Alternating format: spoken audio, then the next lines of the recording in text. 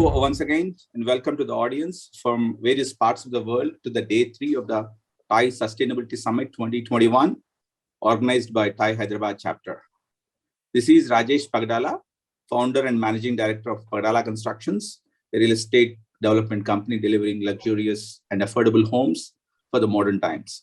I'm also the founder and the CEO of BuilderSmart, an online trade platform for building and construction materials industry. I'm a charter member with TI Hyderabad and also ex-board member for the TI Hyderabad chapter. I'm excited to introduce the topic for the session today.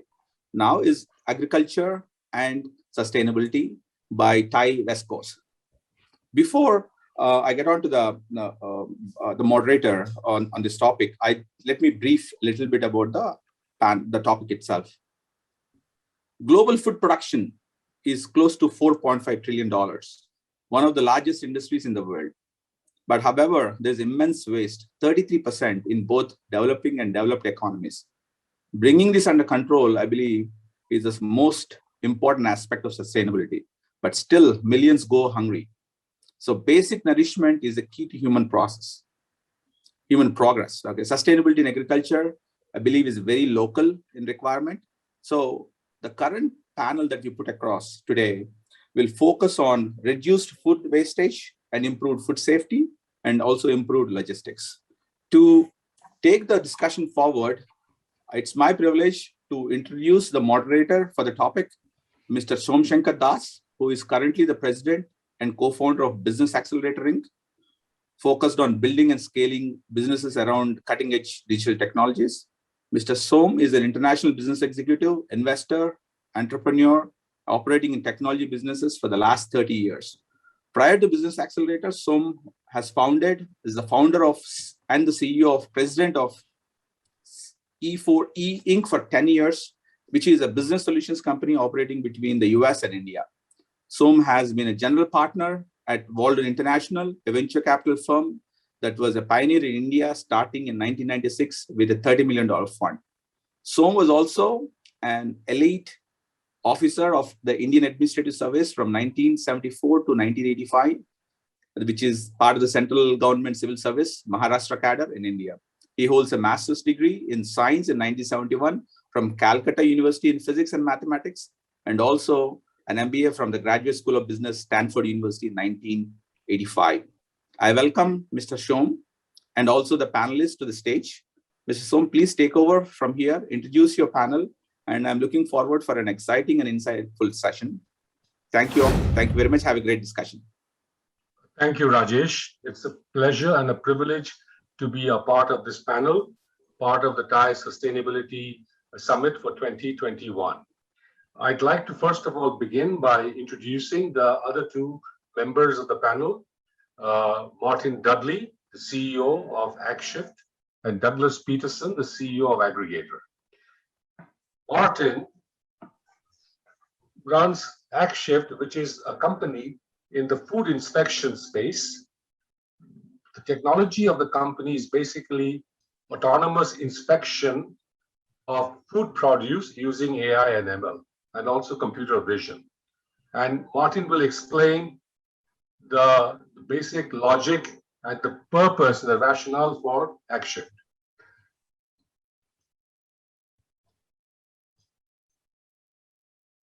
Doug Peterson is the CEO of Aggrigator, which is a company here in Watsonville, California.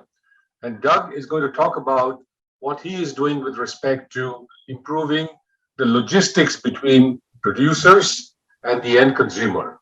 There is also a secondary effect that Doug is focusing on connecting healthy eating with healthy living, and we will be dwelling on that as well. So these are the two speakers that we have on the panel today.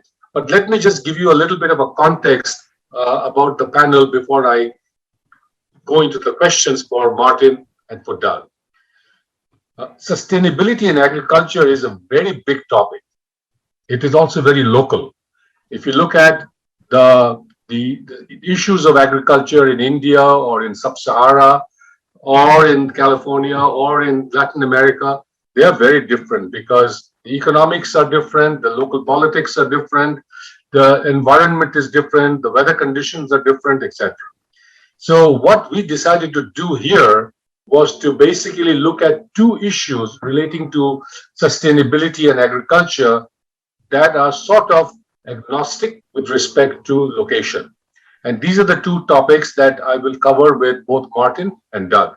One of them is around the issue of food inspections, making it more objective, and how food inspections and quality control are related to prevention of food waste. And the other topic will be improvement of food logistics, how that can improve the conditions and the economic status of local farmers as well as for the end consumer. So I at least wanted to put in place that context that we are covering two topics that we feel could be applicable to many parts of the world. So with that said, let me start the session by asking Martin and Doug a couple of opening questions. Martin, you first. Could you please describe a little bit more than what I've just said about Agshift, what it does, and where you see the connection between what Agshift is doing and sustainability in agriculture? And after you finish, Martin, maybe Doug, you can answer the same question. Martin. Okay, I'll go ahead and get started. Doug, you don't have to, you can follow me. So Agshift is an artificial intelligence machine learning company. And we use the technology for enterprise food inspection. So what that means is that we need to make sure as the food goes through the supply chain, that it's inspected all the way through that process. And if we're able to do that properly and accurately, consistently and objectively, then we're going to make sure that the farmers get a really good price for the product that they're growing. Two, as the processor, as the product goes through the supply chain, we'll be able to accurately place the product in the right bins. So whether it's quality, its size, or even the defects that come through, it needs to be appropriately positioned properly. And then as the product goes through that process, the finished product that ultimately goes to the buyer, or in that case, they get a real great quality product. And if we go through that whole process, all the way through it, we'll get great products to the consumer, and we'll eliminate a lot of food waste that's out there right now. So as it goes all the way through the supply chain, food is being inspected at every stage. And that's basically what we do at Agshift, is we go ahead and we inspect the food to make sure that it meets certain specifications, certain quality standards, and then we get it to the consumer in a way that allows them to have the best product available. In many cases, and in some cases when that doesn't happen, the buyer could literally reject the product that's coming in. And what that does is it doesn't go back to the processor, it actually gets destroyed. And that's just one of the areas that we have to address as we go through the whole sustainability of the supply chain and making sure that the product, it gets to the end consumer with the right quality of product.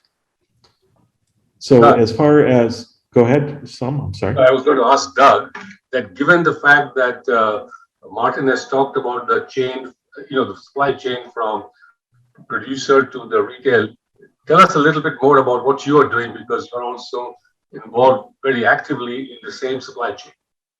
Yeah, so thanks, Som, and thanks, Martin, and happy to talk with the team here today. Kind of the key metrics that drive Aggregator is, if you look across the United States, 75% of the ag land is small to medium-sized farmer, but less than 50% of the revenue is small to medium-sized farmers. So basically, they're just not invited to the table to, where people make most of the money in agriculture. And so what we do as a platform is we aggregate the farmers. So the customer can treat us as one big farm, even though we may have 40, 50, 100 farmers behind us.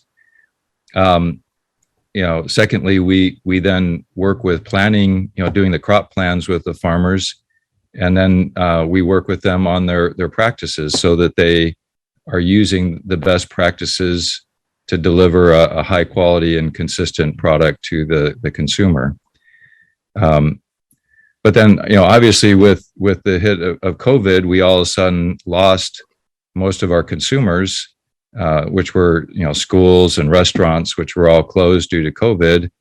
And so we've gotten involved in basically turning this food into food boxes to help support basically underserved communities.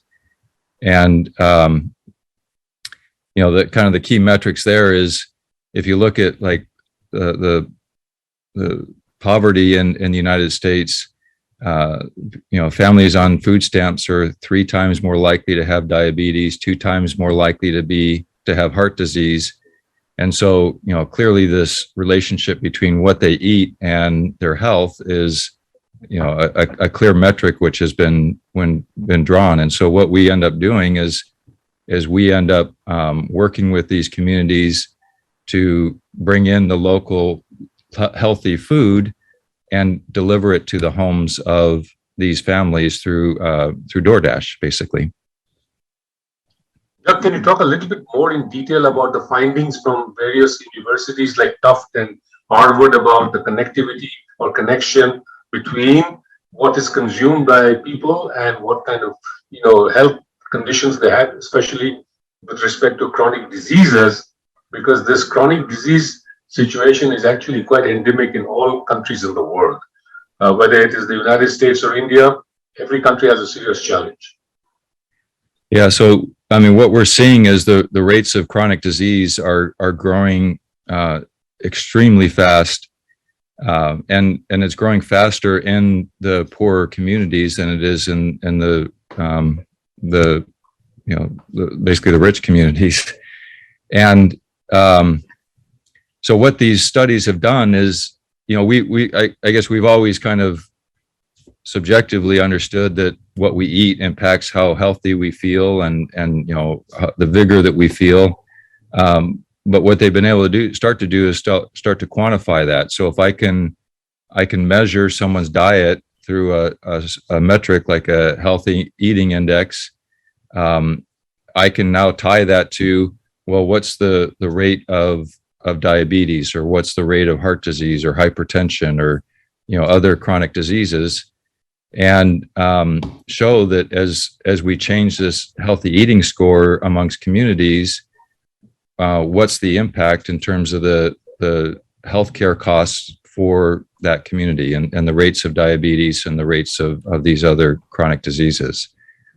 And so now we can justify the expense of, instead of paying to send everyone to the hospital or to the emergency room to deal with these diseases, it's more cost effective to get local food, healthy food into these homes. Yeah. So I think basically what I'm hearing, Doug, is from you that agriculture programs of a country and the health care programs of a country could actually be interconnected very effectively, preventing wastage in one area and actually doing good in the other side of the spectrum. Yeah, and it's interesting because through these programs, we're seeing 30, 40, 50% drop in food waste because, we're able to more effectively bring crops out of the field. And, literally we're bringing crops out of the field and delivering it to people's homes within 24 or 48 hours. And, so we're able to, instead of harvesting 70, 80% of the field, we're harvesting 100% and, eliminating all the different warehouses and everything that's in between. And so we're, having a significant drop in the food waste through this program. So Martin, one question for you. I think one of the ideas that you discussed here a little earlier and also in the past is that your objective inspections using AI and ML technologies can actually help segment the food into A grade, B grade, and C grade. Tell us a little bit more about the consequences of this kind of segmentation with respect to what it does for the growers, what it does for the processors and distributors. And then, Doug, I will also ask you to comment on what is it that you can do with different grades of produce so that as far as possible, the minimum amount of food gets wasted. So Martin, go ahead. Sure. So there are different parts of the inspection process, and the first part of it is coming in from the farmers, the growers. And for instance, I'll give you an example with a commodity like almonds. When it comes in from the field, they're looking for specific types of product. For instance, maybe it's a non-pearl almond that they want in, but if they also have mixed other nuts in there, it changes the complexion and the makeup of the product that is running through the line. So as you go through this, the grades and the quality of the product are so important. All the farmers get graded on the product that is inbound from the growers themselves. As it goes through the processing plant, then it's going to be graded a second time, and it's going to be graded for additional defects and quality of the product itself. So there's cosmetic problems with the product, and then there's serious issues that really degrade the value of that product. But all of that product can be used all along in different capacity. For instance, some of the product that you would go and buy at a grocery store, it needs to be pristine, and it needs to look like an almond with no defects, no discoloration. It just needs to be perfect. But if there are other products that have chip and scratch, which are don't look cosmetically good, but can be then used for different applications, then you want to segment that product and separate it. So it can be used for maybe almond milk. It could be used for almond paste. It could be used for different classifications. So the most important thing as it goes through the processing plant, you need to make sure that you're able to grade it appropriately. And then whether it's an A grade or a supreme grade that's going to actually go into to some confectioner or to the end consumer, or whether it's a product that has some cosmetic issues that then can be applied for, blanching of the product or use in, for instance, at Hershey Foods, they'll use the Padre and the Butte almond specifically for their candy. And they want that clean. They want about 95% of that coming through in a clean way. If there were other varieties in there, it actually creates a problem for them, and they will actually have to waste some of that product.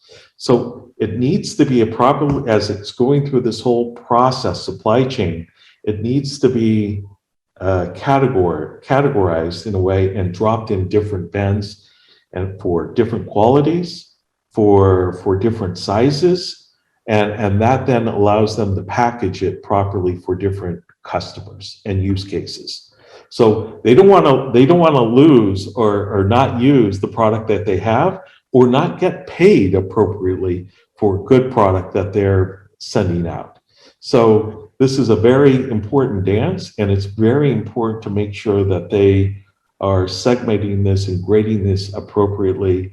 And then when it goes and they place the order with the customer placed an order for these products, they're sending out the right product. And if the wrong product goes out, and that's what we're there to make sure, is that we go ahead and sample and inspect the food to make sure they're getting the right order, then it'll go ahead and go right through to the consumer. If it doesn't go out correctly, and they have to reject it, well, then the whole lot gets destroyed. So it's so important to make sure as it goes through this whole supply chain that we're grading each of the commodities appropriately, and then allowing us then to package it properly for whatever use case that we're using each of these commodities. So I think the message here is that if you can segment the produce appropriately, you can derive the maximum possible economic value from the end use case. And by deriving the maximum possible economic value, you can then share that with the growers, with the processors, and others in the supply chain. Nothing is wasted. I think Doug has got some interesting examples of the same situation with respect to berries.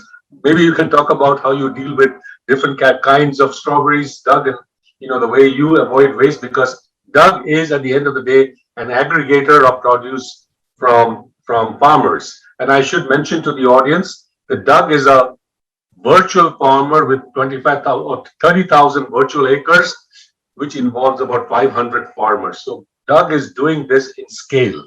And so maybe Doug, go ahead and tell us a little bit about your experience. Yeah, for us locally here, one of the biggest crops that we deal with is strawberries. And just to reaffirm what Martin just said, I think the biggest cause of waste in the kind of in this midstream of the supply chain is due to misgrading of product. So if I have strawberries that are I'll call them juice grade, and I misgrade those as retail grade, and I ship those to the grocery store, they're likely to be thrown away because the grocery store just won't accept them, and it's too expensive to send them off to the juicer once it's been shipped to the grocery store. So I'd say 95% of that ends up getting thrown away if it's misgraded, versus if I from day one recognize that this is juice grade quality strawberries. And by the way, if I misgrade it and it goes to the grocery store and it's thrown away, the farmer is the one who ends up eating that loss because he doesn't get paid and still has to pay his laborers and for the material, packaging, and everything else. Versus if on day one he recognizes this is juice grade quality, he can put it in a juice bin and earn a profit instead of take a loss. So it's very important that grading happens early and often. Very good. So one more, I want to just change the topic a little bit because this is agriculture sustainability, but we're obviously achieving a lot of our goals by using appropriate technology. Now, the reason I bring it up, because almost every industry in the world is getting digitally transformed. Financial services, even healthcare, which was a laggard until recently, they're all digitally getting transformed. We are beginning to see that in agriculture. Both companies here, Agshift and Aggrigator, represent that change. Similar things are happening also in India and other countries. So maybe, Martin, you can talk a little bit about the technology that you deploy. How do you do what you do? And then the same question for you, Doug, how do you do what you do? And Doug, for you, I'd like you to address also, how do you address the logistics between the growers and the end consumer? How do you make that supply chain much more efficient in terms of removing unnecessary intermediaries and things like that? Because I think in almost all agriculture situations in different parts of the world, I find that intermediaries take up a lot of the value. And the question is, what are you doing differently that is benefiting both sides, the end consumer as well as the growers? So Martin, maybe you can start with describing a little bit of how you do what you do. So, using technology and improving farming practices has been slow to adopt in the ag world. But they're starting, everyone is out there realizing that a change is coming and it needs to happen fast. Climate change and all of the things that are impacting us right now have to be addressed. Currently in California, for instance, we're going through a very challenging drought that's impacting farmers all up and down the state. I believe there's somewhere in the neighborhood of about 8 million acres that are farmed. And if you don't plant the right product that can withstand some of that pressure, a lot of those almond trees are going to be pulled up because they won't be able to take advantage of the water that is required to support them. What we're doing with artificial intelligence and machine learning is a big deal for them because it's providing a lot of new data that they're able to collect. And then they're using that data themselves and building some insights around how to farm better. And those insights, I think, are going to be revolutionary in the way they approach farming going forward. And some of the information that we're collecting and the information that we're synthesizing and then building these insights around are just starting to surface. For instance, so some of these processors are working with up to 100 different farmers, and these are very large farms that they're operating with. And so as the farmers produce, whether it's better grade, they're grading now these farmers. As the product is going through the processor, they're seeing exactly what quality is coming through each one of these growers. And now we're starting to grade them, which they never had done before. They would just accept whatever product that they had coming in, and then they would figure out how then to grade them and process them in a very manual approach. The more data and information that they're collecting, now they're starting to look at this in a very, very different way. And then they're going to use that information to help the farmers to produce better product than they would have previously. So the whole idea of artificial intelligence, machine learning, is improving the whole process and then using data to improve farming practices. So they're starting to realize that data, machine learning, artificial intelligence, and just food inspection is kind of the tip of the iceberg as to what they're going to need to do to improve efficiency and productivity of the current farm products that they're currently growing. So I'm not sure if I've answered your question directly, Sam, but I wanted people to understand that these are the kinds of things that are very transformative in this space. And not only are they starting to realize it, but they're trying to embrace it now. And I'll give you one simple example. I was talking to this very large processor and grower of almonds. I think he has somewhere around 30,000 acres of almonds. And he goes, "Martin, I got tons of data. I go, "Well, what are you doing with all that data?" He goes, "Nothing." Absolutely nothing. And so there's needing to go ahead and mine all that information to create these insights. And those insights are designed then to help him as a grower produce better product going through their processors. So I hope I wanted to highlight this because it will help us in terms of building a much more sustainable product and doing so the farmers that are out there that are working on very low margins can actually be much more profitable than they currently are today. Yeah. So Doug, talk a little bit about, I think Martin represents the supply side to some extent. Talk a little bit about how you take it from the supply side to the demand side, and especially how technology is helping you both as it transitions from supply to demand and also on the demand side. Yeah, so basically to step back, if we look at how farmers decide in with a lot of these specialty crops, fresh produce, how they decide what to grow each season, because they do tend to do a good job of rotating their crops so that they're not always growing the same thing, which can be very damaging to the local soil. But so how do they decide what they're going to grow each season? And a lot of it is follow thy neighbor.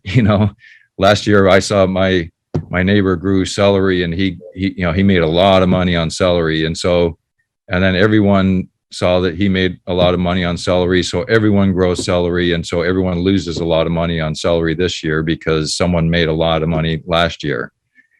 And so, what we're doing is working basically, we've been able to collect a lot of data over the years, like Martin is talking about, in terms of market data, market demand, and even as we're doing these food boxes, what is a good healthy mix of produce that someone would be needing if they were at risk of hypertension, as an example. And so we can project out, we're going to need 100 acres of this and 50 acres of this and 75 acres of this, and then work with the growers to grow to those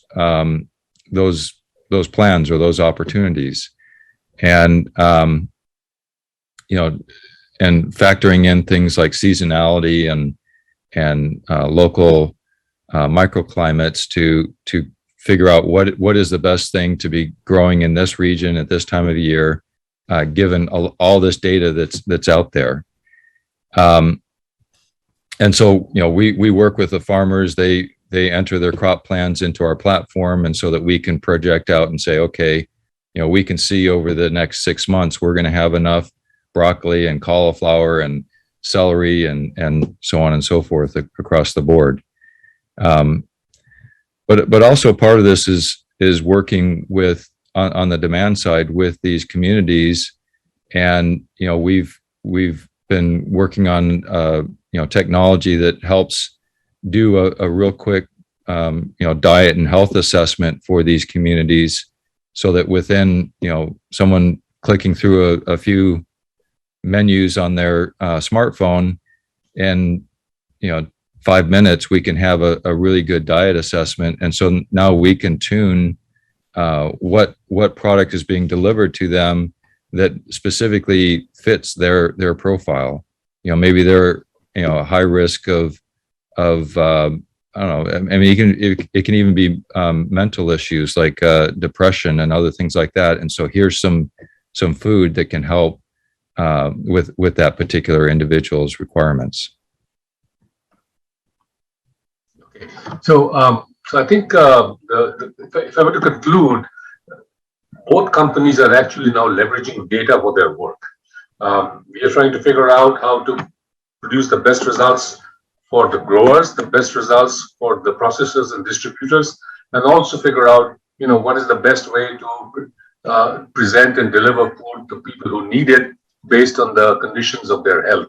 So I think we will see more of this happening. One question for both of you is, the work that you are doing, how much of that do you think could be transportable to other parts of the world?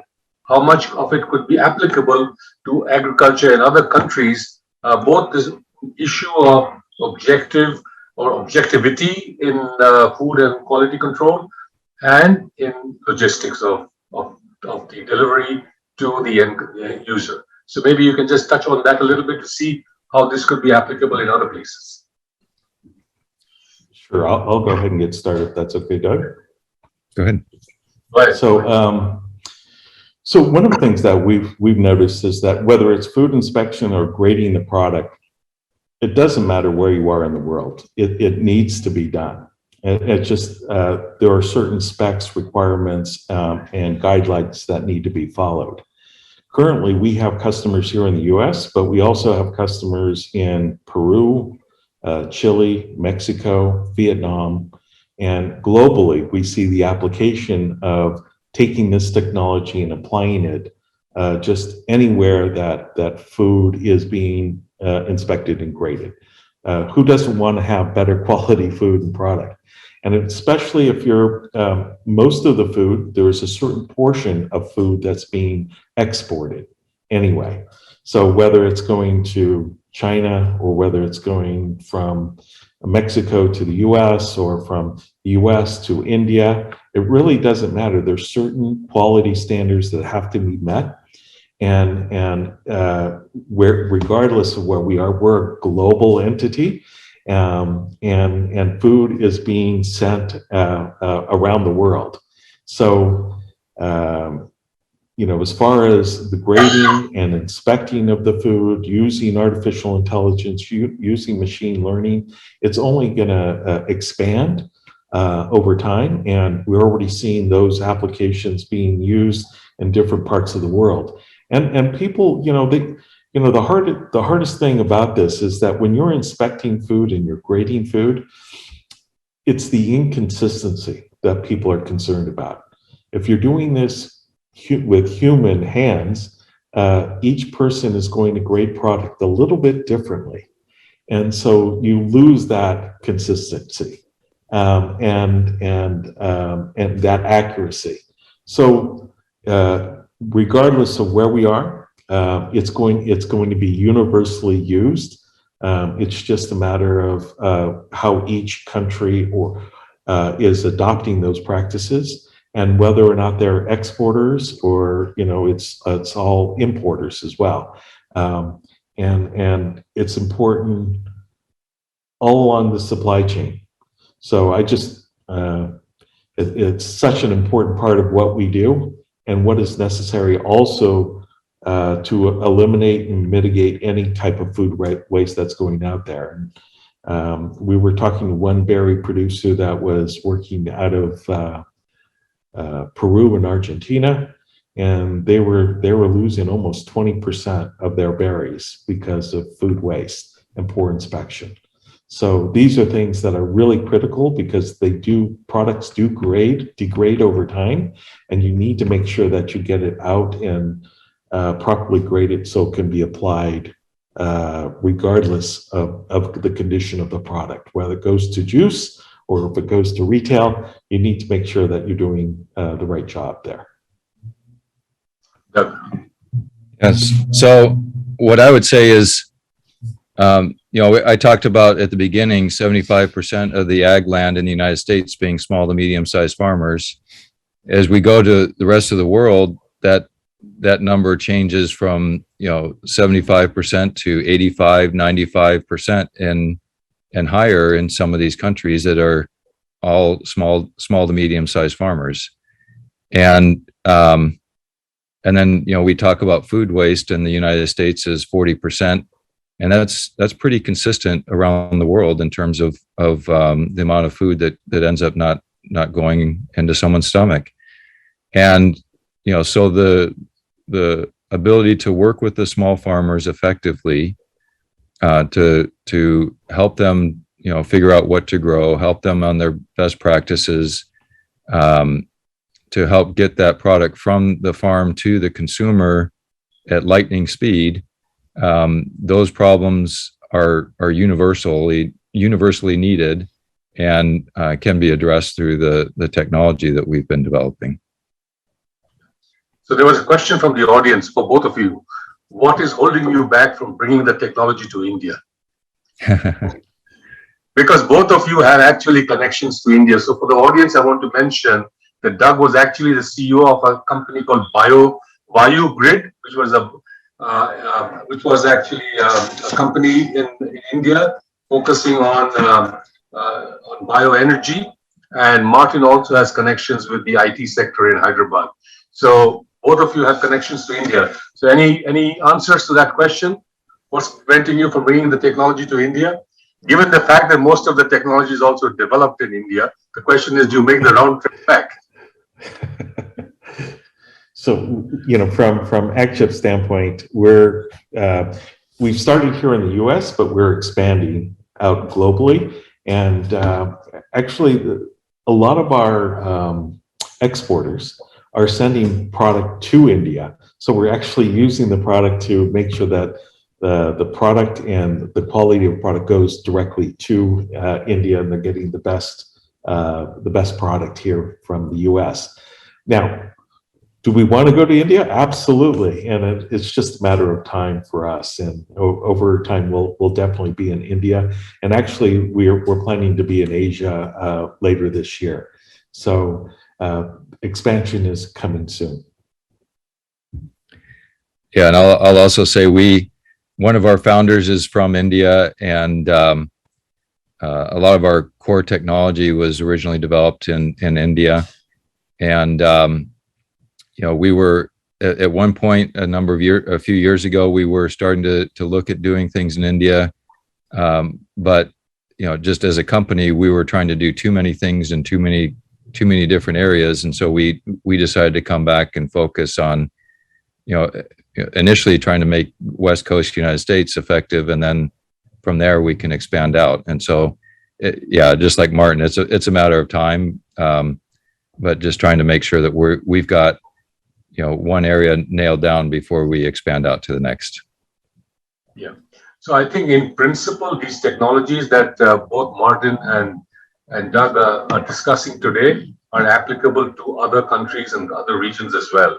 And in fact, I may say that in India, I do know of companies that are using AI ML for inspection of crops, but the crops are different. So, the crops that you inspect, the produce that you inspect also impacts the technology. Today, Martin is focused on the high value produce that comes out of California, which is mainly the family of berries, the family of edible nuts, and so on. But gradually, the company will expand into other categories.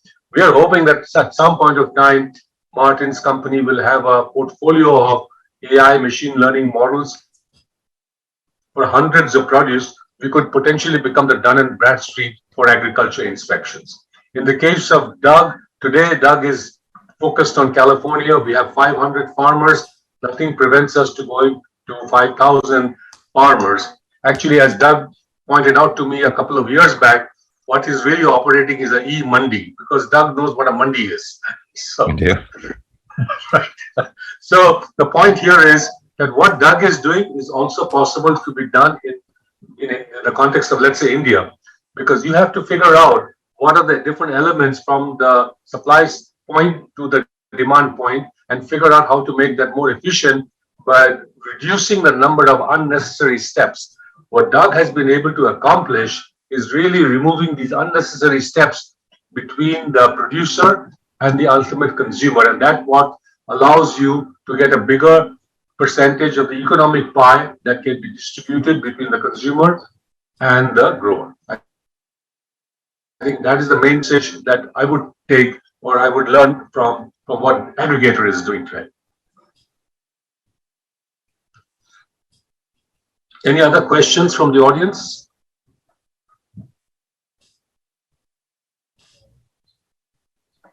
Okay, I think we are pretty much at the end of our session. And what I would like to do is to just make some concluding remarks.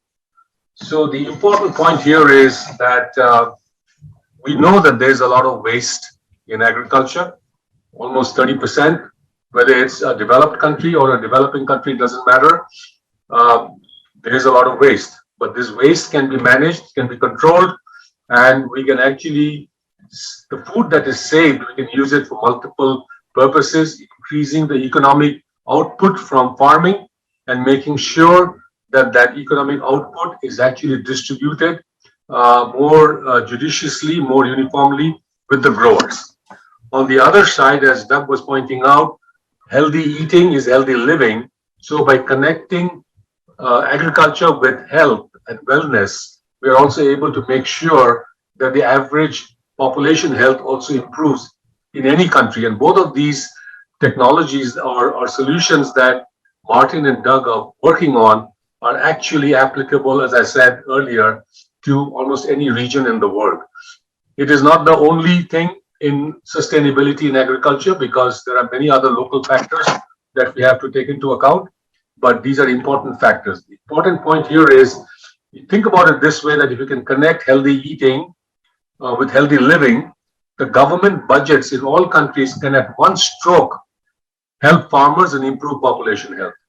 And actually, this is the trend in the US, where the federal government and the state governments are trying to figure out how to connect food with health. This is something that could be replicated in almost any country in the world.